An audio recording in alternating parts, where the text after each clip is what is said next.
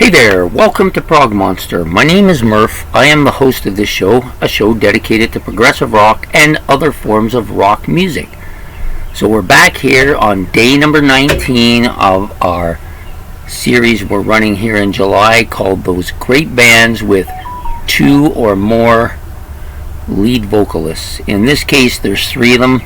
So for those of you who need a kind of explanation because maybe this is the first one you watched, any band that has two vocalists that sing fairly regularly with the group, or three that do this, or four, or five, or even more. I haven't seen more, but five is the limit I've seen. But any of these are eligible for this. So I've picked out the ones I like the best, ones that have had the most impact on me, I guess is the best way to put it. And I've kind of put together this list for 31 days of the ones I like the best. So we're doing one every day all the way up to the end of the month and talking about these bands that we love. And it's just really another excuse to talk about bands we love, right? Really. Today we have, some people will find this band should be much higher up. I'm not as huge a fan of this band as I probably was when I was younger. Maybe I'm burned out, I'm not sure, but there are 2 or 3 albums of theirs I absolutely love. I chose one of them as the prop, and we're going to do this band today. Queen. Yep, we all know who's in Queen, right? Big Queen fans on this channel, I'm sure, as there are in general. The Queen is one of the more popular, iconic bands. So in the case of Queen, there are 3 guys who sing in this band primarily, but really it's dominated by one guy, and the second guy does quite a bit as well. The third guy here and there. So for the main guy, of course, we all know that that's going to be Freddie Mercury, a guy with 6-octave range. Many consider him not only a great vocalist, but the best rock vocalist that is out there. And it would be difficult to come up with evidence to support anything other than that. So I'm not going to try because I don't see the point to it. He's a fantastic vocalist, can reach soaring heights, has that very, very catchy operatic voice. This is the only guy I know in the world that can sing on stage in a diaper and be perfectly at ease and people think nothing of it, Unbelievable, But he has such a range on his voice. Truly angelic, his voice is. One of the great, great, great vocalists of rock and roll.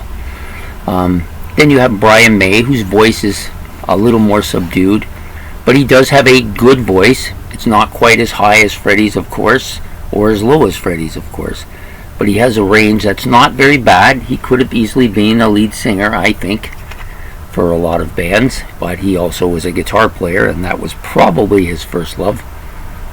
And he was not just a guitar player, he was a very good guitar player and a great music writer. Sang some really good songs with this band as well. He's got that kind of mid-range rocky voice, I think. Not totally dissimilar from Freddie Mercury, just doesn't quite have the same range as him. And then you have, it's Taylor. Yeah, Taylor's the last one. He does do a song or two with the band. Voice is pretty standard rock voice, but a good one, But the biggest combination for these 3 guys, even though they all have done lead vocals for Queen and they're all good singers, is their harmony. Harmony with Queen is very important. They have some of the greatest harmonies in rock. Yeah, sometimes there's a lot of overdubbing and more overdubbing and dubbing over more dubbing. It's sometimes a little much, but when they're live, they still have that great kind of vocal sound that you don't hear very much from every band. Some bands do it much better than others. The Queen, nobody probably does it better than them.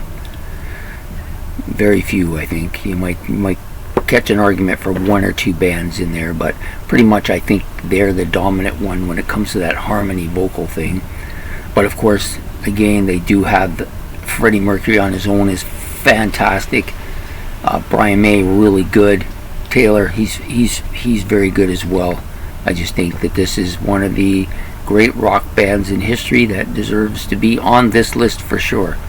Maybe they should be higher, but like I said, I was a huge Queen fan for this album, News of the World, Night at the Opera, Day at the Races, News of the World. Love all three of those albums.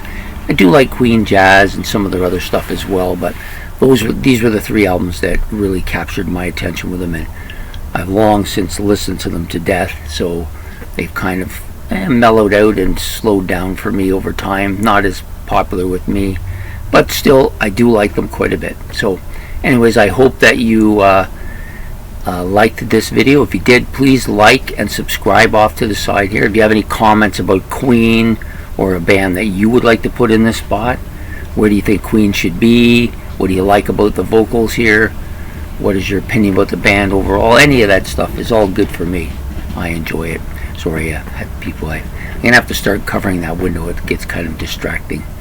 But anyways, I hope you liked it, and please come back tomorrow for another video from the series.